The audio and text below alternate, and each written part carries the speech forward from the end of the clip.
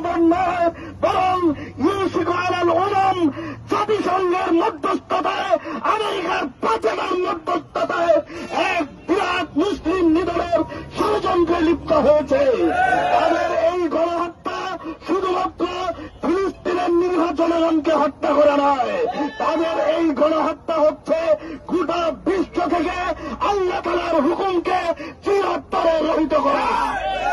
সম্মানিত হাজরিন, সকলকে উদ্দেশ্য করে একটা কথা বলবো, আপনারা যে যার জায়গায় আছেন, মানুষের প্রপাগান্ডায়, মানুষের কথায় কান না দিয়ে যার যার স্থান থেকে দুর্বার আন্দোলন গড়ে তোলেন।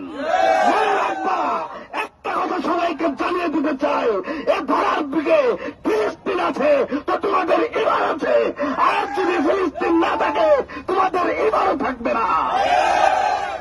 এই বলে আমি আপনাদের সামনে থেকে বিদায় নিচ্ছি। আলহামদুলিল্লাহি রাব্বিল আলামিন।